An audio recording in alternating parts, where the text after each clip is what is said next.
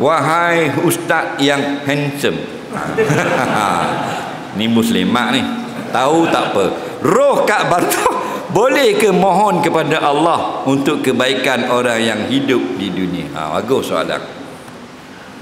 Baik. Kita ni dua unsur.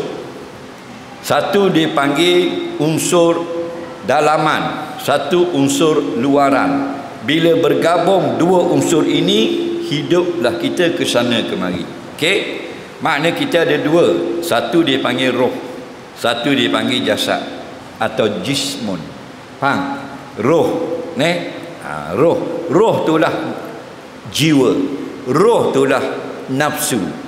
Roh itulah kita. Roh itulah diri. Faham lagi? Dia muradif. Perkataan yang berbeza, maksud yang bermasuk-masukan antara satu sama lain. Jiwa kita itulah. Kita pun kita lah. Diri kita pun itulah. Aku itulah roh. Okey. Aku tu aku. Aku nak makan roh tu. Roh ni, aku ni dengan badan kita ni ada beza. Apa beza dia? Faham? Mu baju biru nama apa? Ruzaimi, Ahmad, Najmi. Okey. Cuba mu tunjuk aku. Tu baju.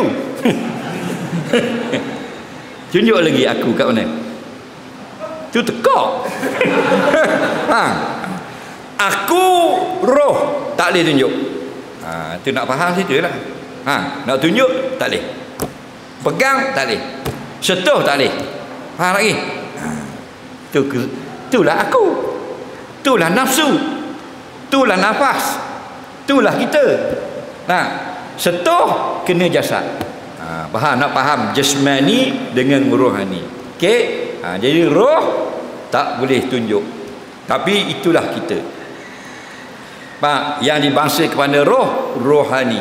Dibangsa kepada badan, jismani. Jasmani ni ambil perkataan jismun, makna tubuh. Okey? Tubuh, badan dan roh. Okey? Jam tak bergerak, ambil bateri 2 double A, masuk belakang, tu gerak dulu. Bateri tu roh. Jam tu jasmani. Okey? Jadi antara tubuh kita dengan roh, yang mana jadi dulu? Roh dulu Tuhan buat. Okey, ingat roh dulu Tuhan buat. Faham? Bila Allah jadikan Nabi Adam AS, dijadikan roh sekalian manusia, letak pada sulbinya. Okey, hidup kita di zaman roh. Adapun jasmani kita hidup bila? Setelah berlaku perkahwinan ayah kita dengan mak kita. Terjadilah janin dalam perut mak kita, dalam rahim mak, kandungan. Okey, bila 4 bulan dah umur janin kita ni, jasad body kita dah 4 bulan duduk di dalam kandungan mak, malaikat tiup roh. Faham lagi? Jadi ambil roh, masukkan dalam badan kita umur 4 bulan. Hiduplah kita. Hidup sampai sekarang. Okey, sampai masa mati lagi, ambil balik roh.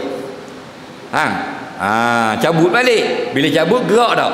Tak geraklah jasad. Faham? Ingatlah, orang yang mati dicabut rohnya. Siapa cabut? Wakil rakyat. Kan wakil rakyat berserah. Kan tahu? Tu wakil rakyat dunia.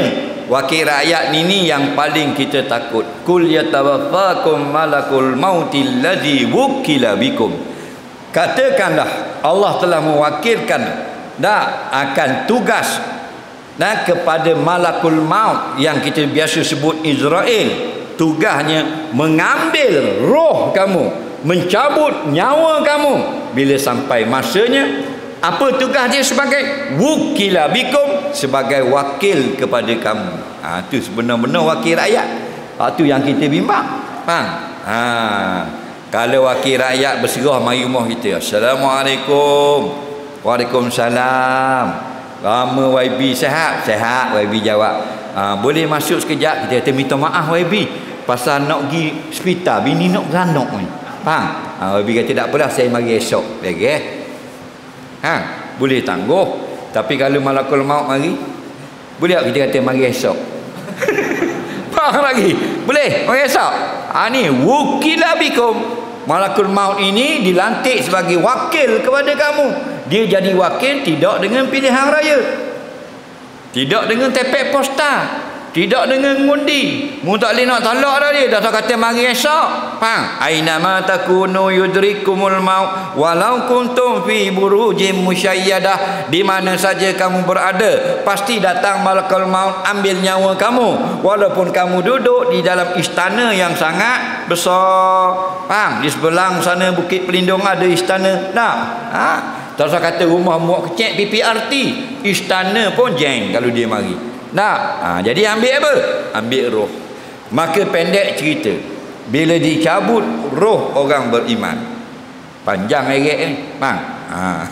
Biar nak suruh faham, diambil roh orang beriman dalam kitab-kitab hadis. Okey, dia dalam bab roh ni cerita alam gaib. Ulama tak boleh beri pandangan. Ulama beri pandangan alam syahadah, benda dunia. Bab fiqh, bab syariat boleh. Kalau bab alam gaib mesti nas, mesti hadis. Okey? Dalam kitab hadis, bila dicabut roh oleh malakul maut, dia hanya cabut saja dan matilah jasad, tidak bergerak. Lalu diserahkan kepada malaikat yang lain. Tugas dia ambil roh ini dan bawa naik ke langit. Naik ke langit. Nabi naik tubuh dan jasad, roh dan jasad. Isra Mi'raj, mukjizat. Kita naik juga rupanya. Ni kat gini naik lah ke ni, tapi tunggu KO dulu. Faham lagi? Apa naik? Roh naik. Jasad Bukit Pelindung. Tunggu orang mandi, tunggu orang kapal, tunggu orang semayang. Faham? Sebelum dia, bila diambil saja roh itu daripada malakul maut, diberi pakaian daripada syurga, roh tu, dan diberi minyak wangi yang sangat wangi datang dari syurga.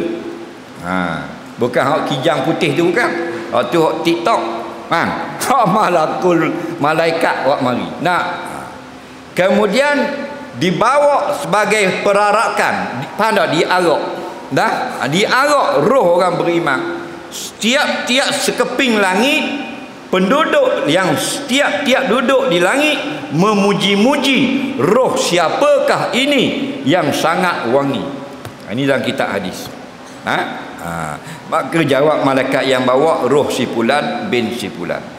Roh si fulan, roh Pok Mai, anak Pok Mak, Bukit Pelindung, ngai khisi tu. Faham?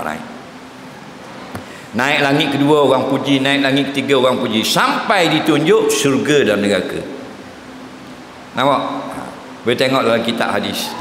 Antara kitabnya Sahih Ibn Hibban, dalam kitab Al-Baihaqi. Okey? Kemudian dibawa turun. Tengok syurga neraka, bawa turun. Nampak? Bila bawa turun, dia duduk sejauh mata memandang dengan kubur. Roh dia sejauh mata memandang dengan kubur. Okey? Bila didatangkan dekat kubur, bila didatangkan mayat daripada rumah, buat mari tok di kubur, dimasukkan dalam liang, didatangkan roh. Nampak? Didatangkan roh, duduk di sebelah kain kapang. Kenapa? Kerana sekejap lagi dia akan kena periksa, exam, ada exam sekejap lagi, SPM. Faham lagi? Lepas tu Nabi kata, bila kita dah tanam, jangan balik terus. Istaghfiru li akikum, jangan balik terus. Tolonglah ramai-ramai ada ni minta ampun bagi mayat ini. Wasadulahu tasbih, mintalah biar dia dapat menjawab soal kubur. Fa innahu al-ana yus'alu, maka kerana sungguhnya mayat ini sekejap lagi akan kena soal. Nampak? Okey? Kemudian itu di mana duduknya? Kemudian duduknya di dalam syurga, dalam kitab hadis sahih. Okey? Selepas menjawab soal Munkar Nakir, maka dalam kitab Bukhari diluaskan akan kuburnya sejauh mata memandang, kerana roh ini roh orang yang mukmin. Bila ditanya kepada roh ini, ma taqulu fi hadzal rajulil ladzi bu'isa fikum wa fin nasi ajma'in, wahai roh, apa engkau akan jawab? Kau nak kata apa? Apa komen engkau tentang Nabi Muhammad yang telah diutuskan kepada sekalian manusia? Roh orang beriman dia akan jawab, huwa Muhammadun Rasulullah, dia itu adalah Muhammad utusan Allah. Ja'ana bil bayyinat min rabbih, dia datang kepada kami dulu membawa keterangan yang benar daripada Tuhannya. Amanna bih wa saddaqna bih, kami beriman dengannya, kami telah membenarkan akan dia. Faham? Kemudian Nabi cerita diluaskan kuburnya sejauh mata memandang. Nampak? Pendek cerita kubur orang kafir, kubur orang munafik. Orang sokong juga, walaupun nama Allah letak di stokeng, dia pun backup juga. Faham lagi? Ini orang Islam munafik. Faham? Allah dihina pun dia backup lagi. Ini bahaya. Maka disempitkan kubur mereka ini sampai bersisih tulang rusuk. Okey. Kemudian dalam kitab yang lain, kitab hadis, roh orang beriman tinggal di dalam syurga. Okey? Kemudian ada pula dalam hadis, apabila kita ziarah ke kubur orang beriman, kalau dia dulu pernah mengenali kita masih hidup, dia akan kenal. Kalau dulu masih hidup dia tak kenal siapa kita, dia tak kenal. Dan kalau kita beri salam, dia dengar. Dan lepas mayat itu dengar dia salam, dia menjawab. Maknanya kata ulama, Allah mengembalikan rohnya ke alam barzakh sehingga dia ada hubungan dengan kuburnya di dalam dunia, dapat mengenali orang yang ziarah dan dapat menjawab salam orang yang ziarah. Faham lagi? Takat itu diberitahu dalam hadis. Selebihnya serah kepada Allah, jawab kita Allahu a'lam. Okey? Nabi kata gua ni, mamin abdin muslimin marra bi qabri akhihi, tidak ada seorang Islam lalu pada kubur saudaranya, kana ya'rifuhu fid dunya, yang adalah dia kenal akan mayat itu di dalam dunia, atau mayat itu kenal orang yang ziarah ketika hidup dahulu. Nampak? Wa sallama alaih, dan orang yang ziarah itu memberi ucapan salam ke atasnya, illa arafahu, melainkan mayat itu, roh itu kenal akan orang yang datang ziarah, wa radda alaihi salam, dan menjawab salam. Jelas lagi? Jelas. Okey, maknanya dikembalikan roh daripada syurga dengan masa yang singkat kepada jasad, lalu menjawab salam, dan dia kenal orang yang ziarah. Dan mafhum daripada itu, jika tidak ada lebih daripada itu, kembali ke dalam syurga, duduk di dalam konde, dalam pelita di dalam syurga. Roh orang yang mati syahid duduk di dalam kubah yang warna hijau di dalam syurga. Dan ada hadis duduk di dalam burung yang berwarna hijau yang terbang di dalam syurga. Takat itu sudah. Okey? Kemudian roh dia tahu dah apa yang berlaku kepada kita, keluarganya yang masih hidup. Jawabnya, insyaallahu kana wa illam yasha lam yakun. Kalau Allah kehendak berlaku, kalau Allah tak kehendak tidak berlaku. Okey, keadaan di alam barzakh sama di dalam dunia. Contoh dalam dunia, okey, kalau orang mari rumahmu, orang wi salam, ada tak mu dengar salam? Mendengar tak orang wi salam? Tak dengar. Dalam dunia mu telinga pekak. Dengar tak? Dengar tak? Orang wi salam di rumah, Assalamualaikum. Orang mari rumah awak, faham tak? Awak orang mana? Sini. Okey, kalau orang mari di rumah, orang wi salam, Assalamualaikum. Awak dengar tak? Okey? Okey. Ada tak hari awak tak dengar? Ada tak? Kita tidur, kita duduk di belakang, slow sangat atau bising, tak dengar.